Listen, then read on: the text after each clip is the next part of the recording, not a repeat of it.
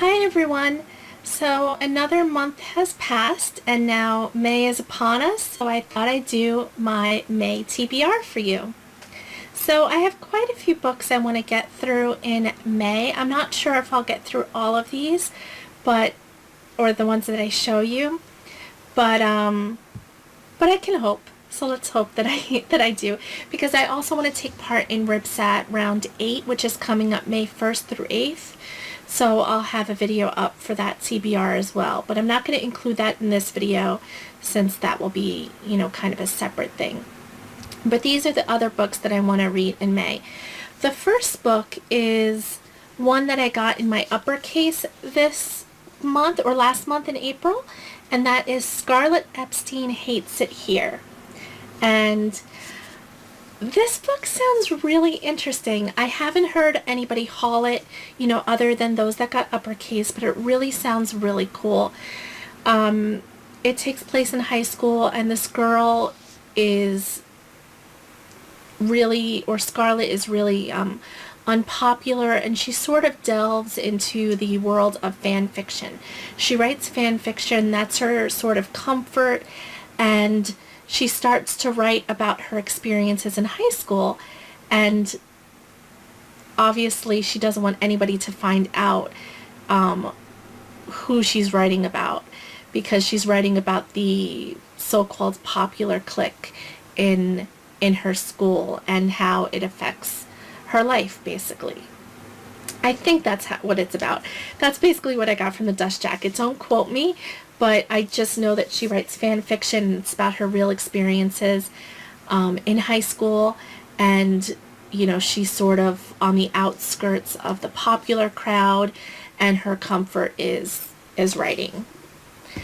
The next series that I want to really at least start this month in May is the Red Rising trilogy. The first book is Red Rising, the second book is Golden Sun, and the third book is Morning Star, I believe, but I don't have that. Yes, Morning Star, but I don't have that with me.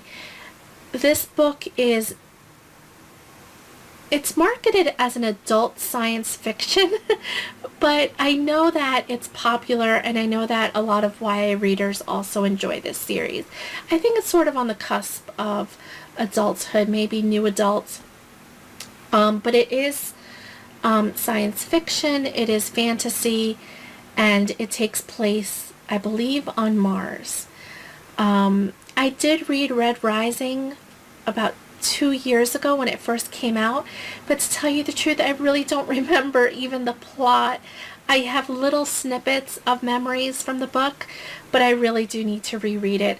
I do remember that I enjoyed it quite a bit, so I would look into it if you do like science fiction, if you do like fantasy.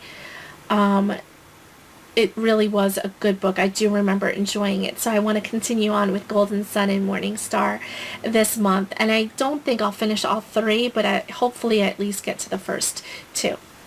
The next book that I want to get into is Rubble of the Sands. Is that it? Yes. Rubble of the Sands by Alwyn Hamilton. This is another fantasy, and I feel like this is a recurring theme, but I don't know a lot about this either.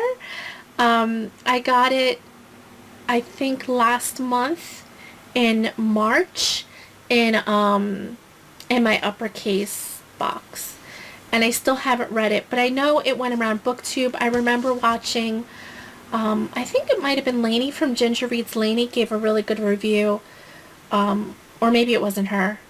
Don't quote me on that. Now that I think about it, I don't think she liked it all that much, but anyway, I want to give it a shot. I want to see what I think about it, because I was really excited when I saw that that was the book that was given that month. The next book that I want to read, and I definitely will get to it this month because I'm so excited, it's The Raven King. This is the fourth and final book of the Raven Boys series. It's a quartet. It's a 4-book series. And I have been waiting for this for such a long time. I've spoken about the series in previous videos. Hopefully you check it out. But it is just such a good fantasy. It's very well written. And each book gets better and better. You know, The Raven Boys, the first book in the series, to be honest, does take a little bit to get in. You know, it does take about half of the book to really get into the series, at least for me it did. And I know for a couple of other booktubers it did as well. But then it just, you know, steamrolls ahead. And the second book is even better than the first. And the third book, Blue Lily, Lily Blue, is the best in my opinion so far. And I'm just, you know, I'm so excited for this, but at the same time, I'm sad to see the series end. I just want to hold on to those characters so badly. The next book that I want to read, I got my April Owl crate, and it's Flawed by Cecilia A. Hearn, I think. And this book follows, it's a dystopian, and it follows a society where imperfections are looked down upon. So if you have an imperfection, or what they consider an imperfection, you're marked as flawed, and you're sort of, you know, looked upon as a second-class citizen. I think, you know, some of your rights are taken away, and you're sort of separated from the perfect people.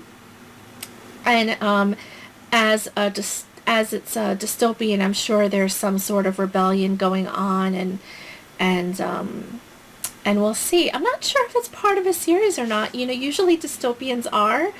I'm not sure. I have to look that up, because I can't tell if it's just a standalone or the first book in a series. So we will see.